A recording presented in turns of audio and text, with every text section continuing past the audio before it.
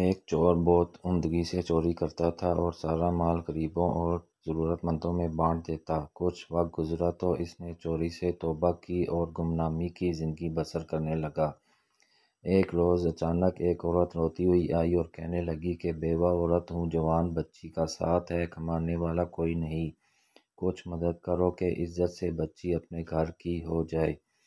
چور نے اسے تسلی دی اور مدد کا وعدہ کر لیا۔ رات ہوئی تو اللہ کے حضور گویا ہوا کہ اے اللہ، آج اس غریب عورت کے لیے پھر سے چوری کرنے والا ہوں، تو ہی کارساز ہے۔ آخر وہ آدمی چل پڑا، کام چھوڑا ہوا تھا، کچھ سمجھ نہیں آیا۔ اتنے میں ایک اور شخص اسے وہاں نظر آیا۔ منہ چھپائے اس نے پوچھا کون؟ کالا جواب ملا، تم کون؟ میں بھی کالا۔ چلو پھر اکٹھے چلتے ہیں۔ کیا ہے کوئی گھر نظر میں؟ چور نے پوچھا۔ ہاں آؤ چلیں۔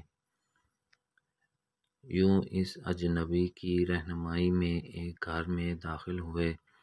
جب سارا سامان لوٹ لیا تو اچانک چور نے کہا کہ سامان واپس رکھ دو۔ لیکن کیوں؟ اجنبی نے استفسار کیا۔ چور نے کہا بس رکھ دو اور جلدی چلو۔ باہر آ کر پھر چور نے پوچھا کہ کوئی اور گھر ہے نظر میں؟ آج ضرورت ہے بہت۔ تب اجنبی چور نے وزیر کے گھر کا پتہ سمجھایا اور چلتے چلتے جا پہنچے۔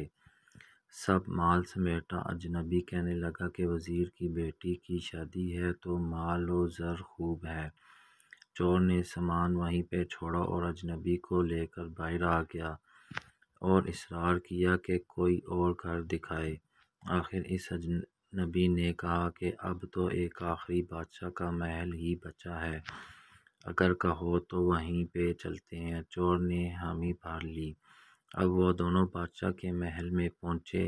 تمام رکاوٹیں عبور کرتے ہوئے سامان اٹھایا۔ اتنے میں پہرے پہ موجود کتیا کی آنکھ کھل گئی۔ وہ بھاگے اور چور پہ جھپٹے۔ اتنے میں کتا آیا اور کتیا کو کھینچ کر پیچھے کیا۔ چور نے ایک سرد آہ بھری اور اجنبی سے کہا یہ سامان بھی رکھ دو۔ اجنبی نے پوچھا آخر کیوں؟ آپ ایسا کیوں کہہ رہے ہیں؟ تب چور نے کہا تم مالک ہو اس گھر کے اور یہ گھر بادشاہ کا ہے۔ میں پہچان گیا ہوں کہ تم ہی بادشاہ ہو۔ لیکن کیسے؟ بادشاہ نے حیران ہوتے ہوئے پوچھا۔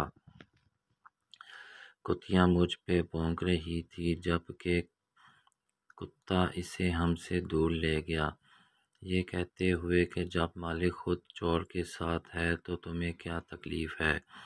کتے کے رد عمل کی وجہ سے مجھے خبر ہوئی کہ آپ ہی گھر کے مالک ہو۔